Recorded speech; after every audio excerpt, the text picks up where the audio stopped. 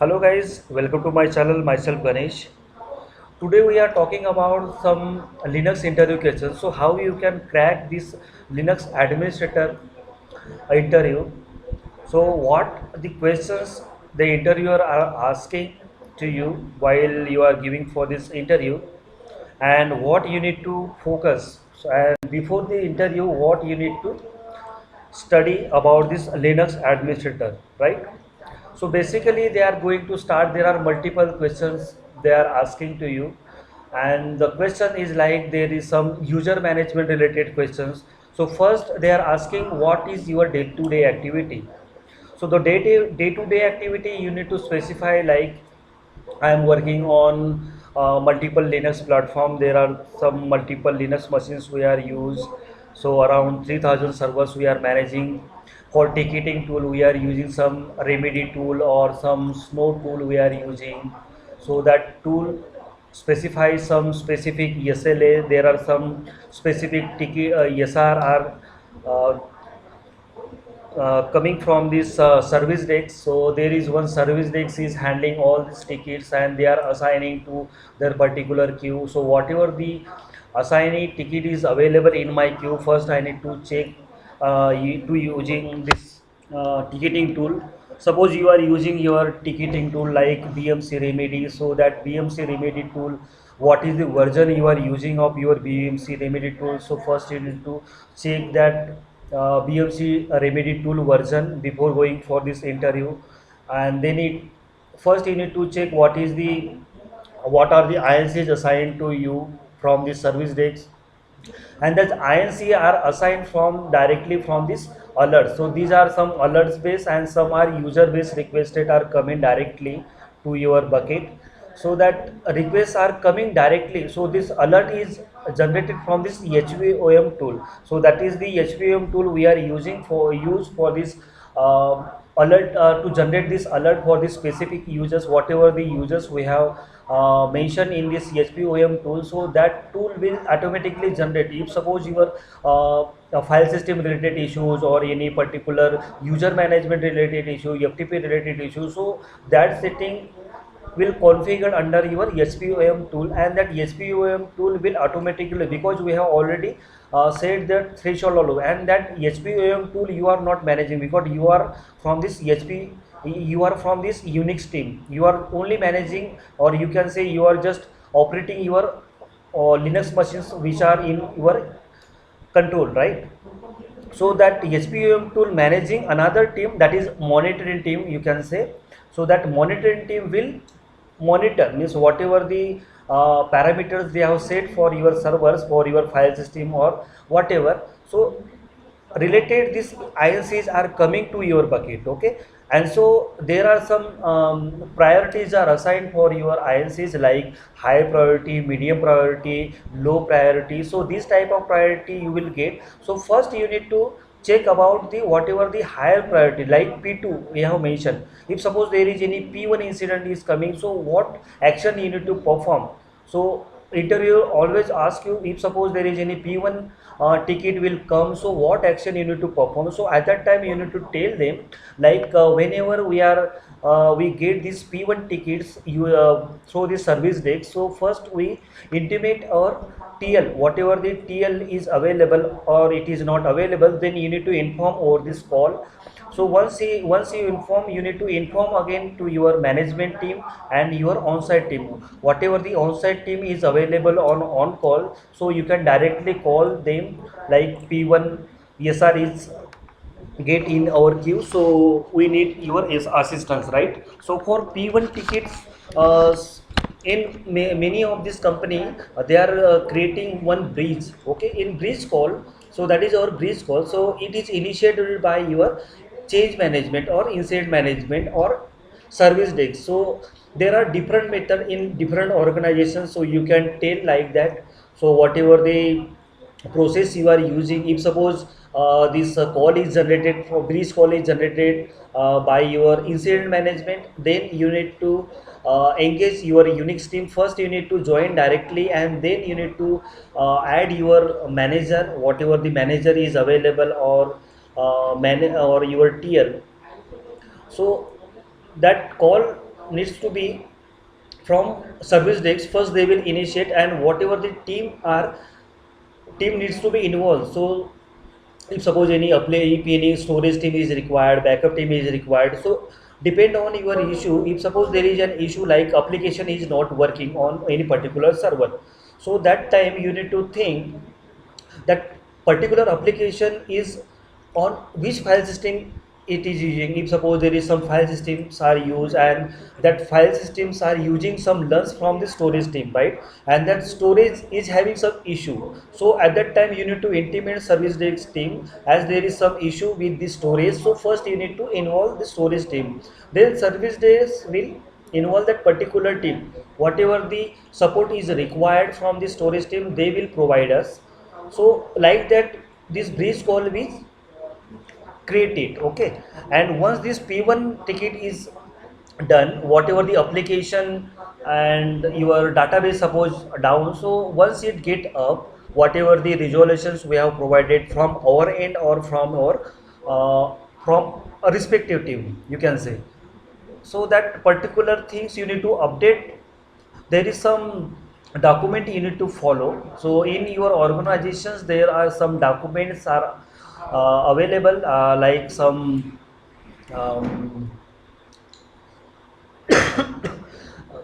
some incident related some document you have follows, and you need to create some SOPs, like whatever the things we have done under your Unix part. So you need to mention and specify, and you need to provide it to the on-site team or your management directly. Okay, so what actions you did from your Unix end, so you need to mention all these things over this email, or whatever the incident is going for this P1, so you need to update it on time, because this time is also important while doing this P1, and you need to handle it, right. So whatever the information is required, or if you want to engage any particular persons who knows about this issue, so you can directly add using this service desk. So service desk team will initiate it, right. So this is like P1 related issues. If you get, then there is some lower priority, that is P2 incident, that is we can say that is high priority, then medium priority, then low priority. So there are some SLA is defined for your incident. So whatever the incidents are coming, so there are some SLA is defined, that is the service level agreement. So you depend on service level agreement, you need to resolve your particular incident on time, right. Then the second point, that is the what is means when you are introducing about your technology and all these things, so what technology you are using in your environment. So whatever the technology you are using in your environment, you need to specify with the specific description. If suppose you are Unix admin, right, so Unix admin, so whatever the Linux machine you are using, so with that Linux machine there are multiple supports are connected. Like if there is any hardware support is related, so there is HP vendor is connected. For this OS related issue, there is a Red Hat vendor is connected, and there are multiple LUNs are connected from the storage end. There are some backups are running through this, some backup tool, some net backup tool are using for this backup to my particular system. So this thing you need to specify. If your machine is virtual, so there is support of your VMware, so you need to specify about this VMware. So there is some VMware support is depend on this Unix system, because some Unix machine are getting hung or server is not accessible. So at that time we need to take this access of your vCenter, and you need to resolve that issue using this vSphere client. Okay, if suppose server is having this physical machine, so how you can check that server is physical or virtual machine. So first you need to check it using this whatever the inventory is available with you. So there is some database is available, either it is in Excel format or some web URL are defined in your organization. So you can go through that particular inventory, and you need to check either this machine is your virtual or physical, right. So server, if suppose server is physical server, so physical server there is one ILO, whatever the server is not accessible, so at that time first you try to ping it, you need to try to some do this NS lookup, ping telnet 22 port is working or not. If suppose server is not accessible, at that time you need to take this ILO of that server, right? So that physical server having some ILO, so ILO IP you need to get from your inventory. If suppose this ILO password is not working, so at that time if suppose server is under this enclosure, so there is the concept of enclosure. If suppose server is under some enclosures, so you need to log in, you need to check the particular enclosure, and you need to log in it using user ID and password, and using that user ID password you can directly go to your servers, and you need to take the ILO of your machine. So using that support means, if suppose server is down or hung, so you can take this appropriate action. If suppose server is hung, so in that case what action you need to perform? If server is hung, you need to first send the mail to your application owner and system owner by email, okay? So once they receive an email, they will provide some approval, whatever the, if you need to ask them the server is in hung state, so we need require, we need some reboot approval to get the server up as soon as possible. And there are some, whatever the impact is, impact on your server, so that application team tell like this is the impact and you need to reboot it as soon as possible, so you can take this action appropriately, right? So this is the information related this physical server and your virtual server. Then the concept about what another day-to-day activity you are doing, right? So there are some another activity like whatever the users, because we are working through this incident management and another method, that is the email. So whatever the users are available, or you can say your client, so the client will send some mails like this is not working, my user is locked, or whatever the issues, you need to specify that particular issue by the email. You need to, you try to fix that through this email only, or you can say them directly. You need to raise one incident to for your process, okay, whatever the process you are following, so you need to ask them over this email directly. There are some other options like chat. For this chat you need to use this Skype, so if you are using Skype, so you can directly specify just ping to that particular client and ask them this is the this is your requirement and what information you require, so you can directly ask it using this Skype, right? So this is the method you can use. Another method like what other configurations you are doing in your environment, right? So if suppose there is any LVM related issues, right? So there are multiple LVs you need to create, or if there is no space is available on your LV, so what action you can perform? So first you need to check the VG space. If VG space is not available, you need to extend your LV, because your LV is having 90% full, right? So there is some threshold value set by this monitoring team, right? So if suppose this threshold value is reached beyond this threshold, then you need to ask to your particular storage team to provide some learns. So there are some process you need to follow. If you require any approval to add that storage, you need to ask them. Then the storage team provide that learn. Then you need to scan it first using this echo command. Then you can create your PV. Then you can extend your existing VG from that particular PV, and then you need to extend your LV. So this is the method you can use if suppose you want to import, export, whatever the command you are using, you can tell them, right? So this is related about your LV. In user management, there is the command that is the change space hyphen L space username. So this command is very useful for this user management, and some other commands you can use whenever you are creating any user, so that user will directly create creating from this cat space slash etc slash login dot dfs file. So under this dfs file there is this password related informations you will get.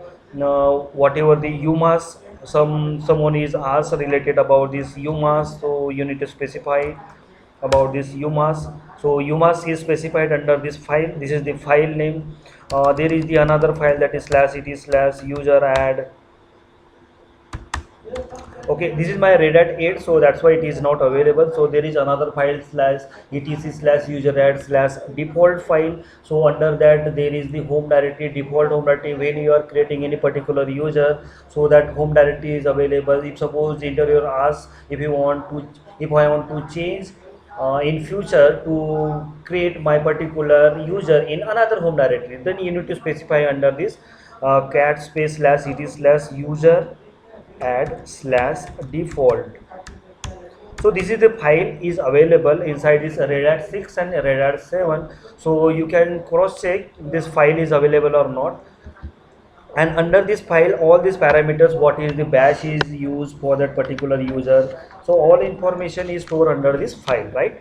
So you will get this information. There are some other parameters you can use related this user management, so you can learn about this user management, and you need to um, provide some good answers related this user management, right?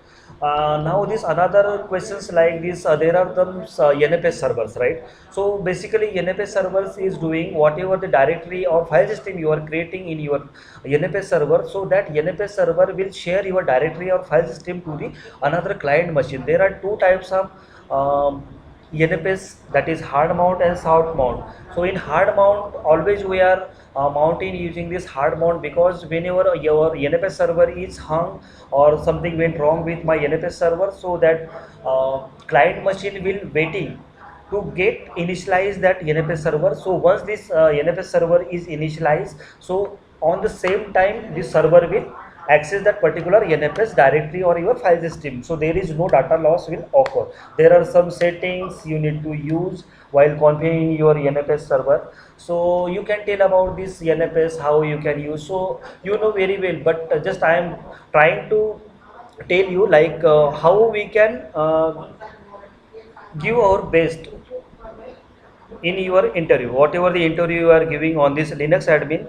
So there are another multiple questions interviewer asks, like the server is in kernel panic mode. If suppose server is in kernel panic mode, so at that time what you are doing, right? So in kernel panic mode mostly this issue is occurred from this memory, CPU, whatever the hardware has changed or something went wrong with your machine. If suppose there is some issue with your memory related issues, or some particular application is occupying multiple processes, so at that time server is in kernel panic mode. So at that time you need to check their source report. So after server get up, we will download that source report and we will provide it to Red Hat vendor, right? But Red Hat vendor will always ask you how you need to provide some core dump file. So for core dump file you need to configure kdump.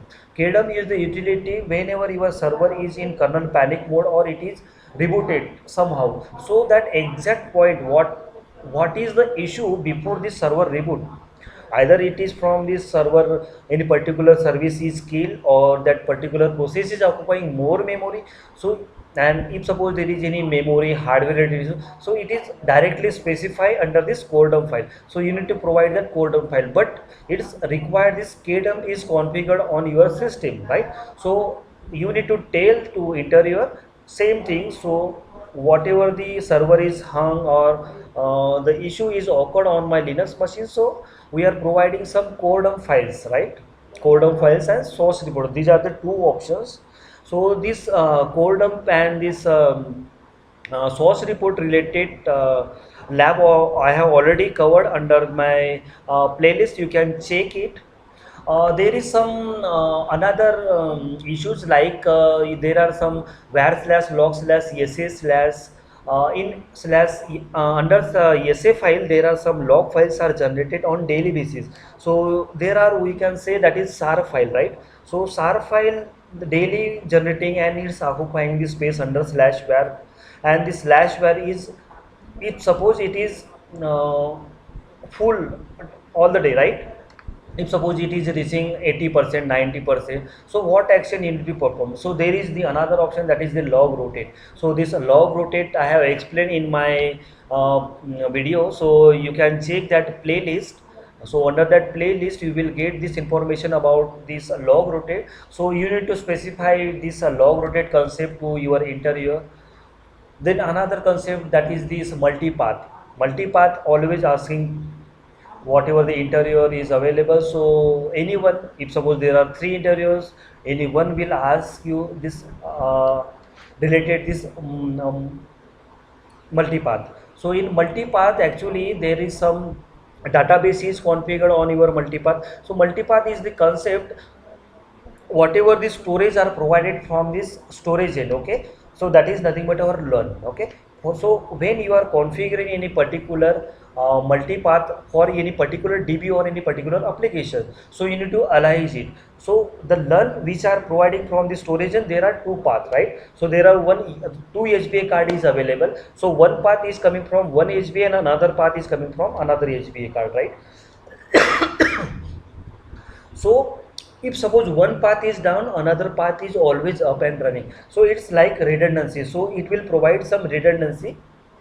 You can see there are some four path is available in your environment, and you check like one path is faulty or failed. So you need to fix it using this some Linux commands are used, some multipath related commands are used, or some path is down, you need to check with your storage state. So you can specify. So multipath you need to, so this multipath concept you need to check. This multipath concept I have already covered in my playlist, so you can go on through this multipath. So you will get this more idea about this multipath. So this multipath concept also you need to learn it, right? So the another concept, that is the just one moment. There are some other questions like RPM and yum related issues. So if suppose any software is installing, so the dependency is asking while installing it using this RPM command. So first you need to download that particular RPM package and they need to install it. So that RPM package requires some multiple dependencies, and then dependency you need to download it again from your internet or from your Red Hat, whatever your OS is installed on your environment. Another method, that is the yum repository. For yum repository there are some yum is configured, so one repo is available. So whatever the package are required, so it will directly fetch it from your repo. Either it is a local repo or from your Red Hat directly you can fetch it, or from satellite server. In satellite server if you are asking, then in satellite server there are some capsules are available for your for load balancing. So some capsules are available. If there are three environments in your environment, so that particular capsules are created for your environment, and that capsule will directly communicate with your directly to your satellite server, and that and your client machine will face all the repo from your capsule, and that capsule will communicate with your satellite server, and that satellite server will communicate with Red Hat. So this is the flow how we can use this yum to install any packages. So without dependency it will install any packages it using this, but this packages needs to available under your repo, whatever the repo you are using. So there are multiple repos are provided by the Red Hat, so you can use. First you need to register using this Red Hat subscription hyphen manager command. You can register your Linux machine with your Red Hat satellite server, and then you need to subscribe it, and you need to enable some repos. Once this enable that particular repo, you can directly install that particular packages. Okay, so this is a method you can use for this RPM and yum.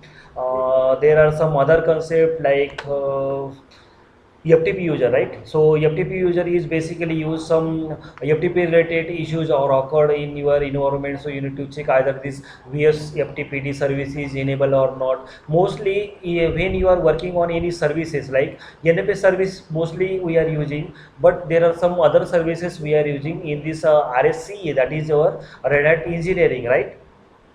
So in RSC there are some services like Apache server. So you are not creating any web pages, you are not application developer, right? So first you need to check what is the configuration file of your server. You don't understand about what applications you are using, what web pages are available. Application team only ask you, this is my URL link and it is not working. So whatever the port they are using for that web pages, you need to use telnet for that particular port using this netstart command, nmap command. There are multiple command, telnet command. If you want to telnet that particular uh, port from your local machine to your some destination machine, so you can check it. There is the configuration file. You need to check what is the configuration file, what is the file name they are using to establish their web pages, and if there is any route is missing on that particular server, you need to check their uptime. If suppose server is having some uptime issue, means that server is rebooted or not. If there is some temporary route we have added, so you need to check that route. This route issue is occurred mostly in the backup team. Okay, when this backup server is not accessible to your Linux machine, so we need to check their route. So this route is also very important, because this whatever the gateway you are using to communicate with your destination, so that destination will directly communicate with your gateway. So you need to check either this gateway is available or not using this route space hyphen n. Then there are some other commands, like if suppose you want to create some virtual ethernet port, like eth1 is available, you want to create eth0, so using this if config space eth0 colon 0. Suppose you want to create this new virtual port, you can create it and assign some IP address. So some manual commands you need to use. You need to use some particular command to edit their particular parameters. There are some whatever the parameters are available inside the sysctl.conf. So these are the kernel related parameters. You need to check what parameters you are using, and what client is required. If suppose anyone wants to change that particular parameter, how you can change it? So simply you need to add that particular parameter, and you need to use sysctl space hyphen p command, right? So there is the another concept, that is the swappiness. Swappiness, if anyone asks right related this swappiness, so why this swappiness is required? So whenever our physical machine having some physical memory, so physical memory mostly it is more fast as compared to your hard disk. Okay, so that swappiness concept we are using. If suppose you have set by default the value is 60 in the swappiness, and if you want to change it, that is 60 value by default, that means your physical memory will use 40% of your physical RAM. So if you want to change, because if your physical memory not using that particular memory, so at that time this application will directly move to your swap space. Okay, so this swap space is very slow as compared to your physical memory. So you need to increase your swapping, means decrease your swappiness, so automatically increase their physical RAM. So whatever the space is used to your application, so that space is using from your physical RAM, so that application will work fastly, right? So this is the concept you need to use. You need to check how this swappiness is configured. I have already described about this swappiness in my playlist, so you can check it. So you will get this more idea about this swappiness. There are some other concept like cron tab. If anyone wants to run any particular script on particular date and time, so you can use this cron tab concept. So there are some commands you can use. There are some firewall related issues, so you can use. There is some IP tables concept you need to use, how you can enable disable that particular port. uh, if you want to allow or deny your source or destination, how you can do it, you need to explain it if the interviewer ask you. Okay, so there are some other views we are discussing. 1 minute. Okay, there is some another concept, that is DSCP and DNSCP, DSCP and DNS. So DSCP and DNS, no one is using in the environment, right? Because only the interviewer is asking for their whatever they are thinking about this DNS and DSCP, but there is nothing we are configured in the live environment, because this DNS server is configured on your Windows machine, but interviewer will ask you definitely. So what question they ask? What is the use of this DNS? Why it is used? what is the port, and you need to learn about this. You need to check what are the ports are available for this interviewer asking some ports also. So you need to check for this DSCP, DNS, FTP, SMTP, SSH, SMTP, yes, telnet, yes, port, that is my SQL, NFS, um, some other ports also they are asking. So there are multiple ports here, but some repeated questions they are asking, like this, these are the ports you need to know. So you need to think on that, and you need to get more idea on some, or from internet. So you will get more idea about this port, what are the port are they asking. So another concept, like there are some there DSCP and DNS. So DNS is nothing but whatever the server name is available. So there is some zones are available, like forward zone lookup and this reverse zone lookup, right? So in forward zone lookup, that is the you are converting your server name to IP address, and in reverse zone there is converting IP address to server name. So this is the concept. There is the configuration file, that is the slash it is slash name.conf file. If you want to restart your names DNS DSCP DNS service, so you can restart it. There is the name. So there is the concept, that is the daemon. Okay, so whatever the daemon you are using, suppose you are using HTTPD, so that HTTPD D is nothing but your daemon. So daemon is running on background, whatever the service you have running, so that service will running on background. In DSCP you need to configure the DSCP DNS server. There are some configuration files for this forward and lookup zone, so you can configure, you can check it.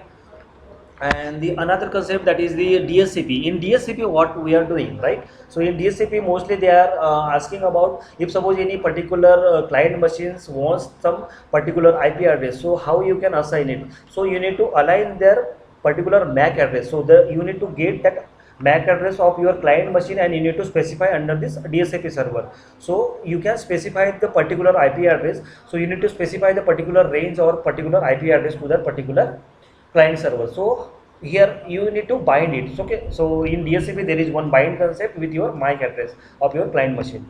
Okay, there is some other concept. If suppose anyone asks, like the server, if suppose any service I want to up after server reboot, how you can do it, right?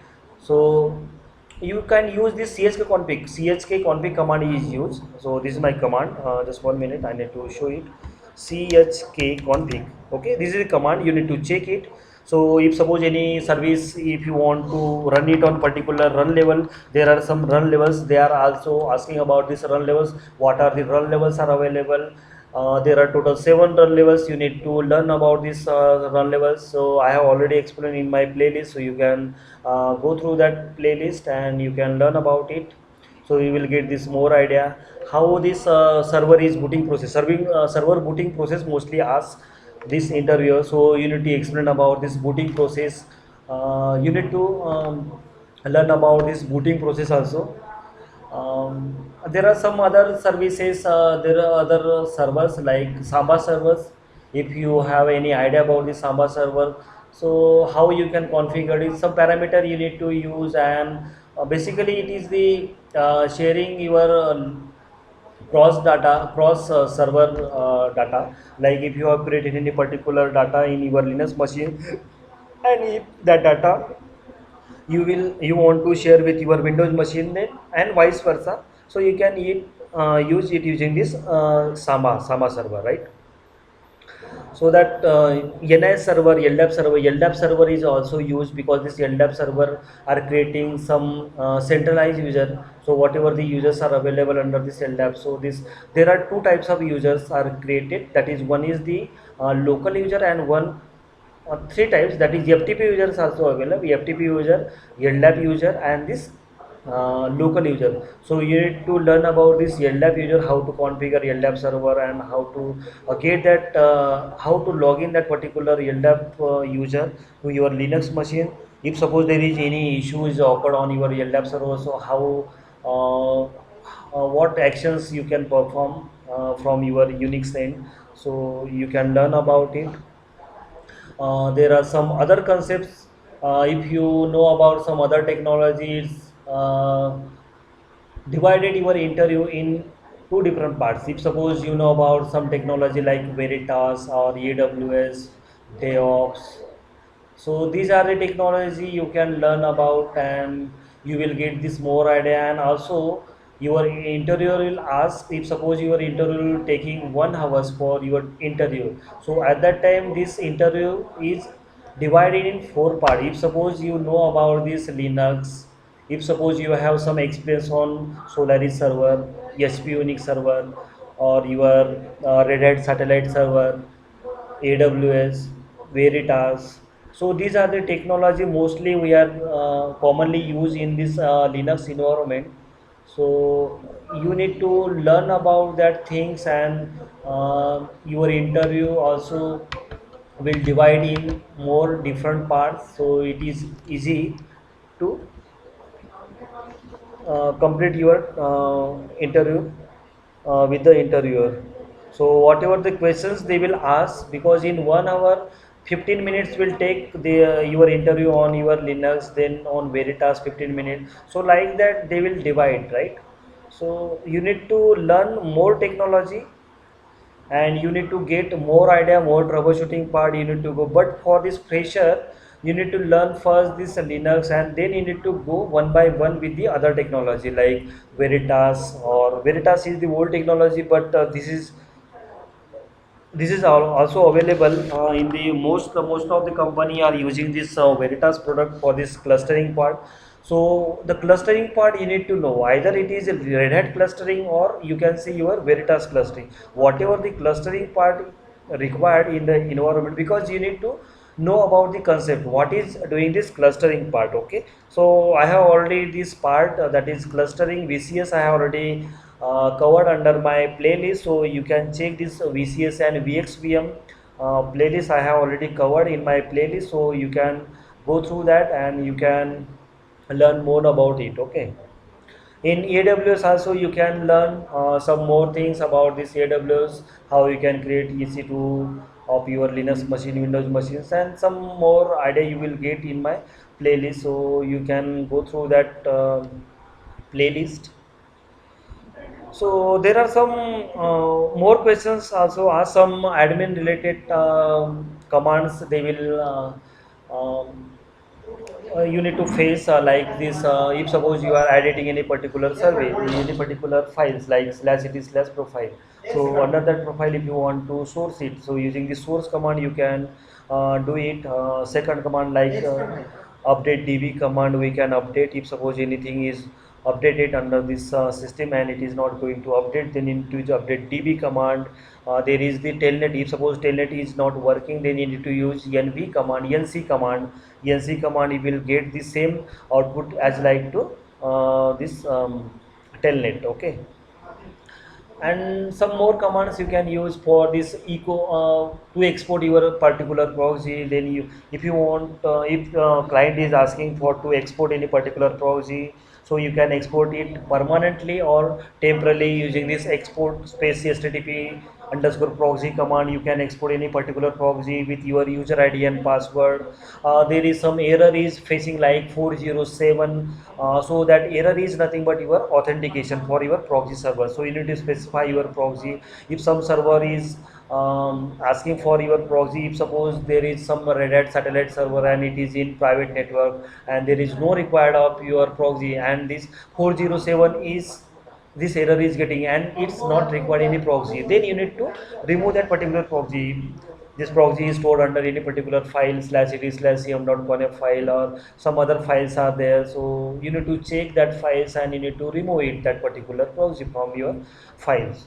There is this slash it is slash host file, so there is all the host your IP address and their host related entries are available. If any particular server is not going to ping, or any particular server is not having under this DNS configured, so you can add under this slash it is slash host file slash it is slash result.connect file. If suppose there is any DNS server, so you can configure your DNS name under that particular 8.8.8.8. That is my public DNS primary IP address. So if there is any internet is not working or working, you can check it either.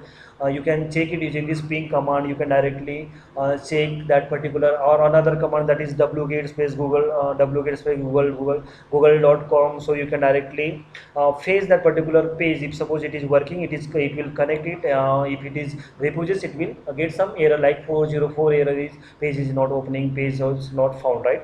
So like that you will get this error. um, okay, so these are the points you need to learn for this.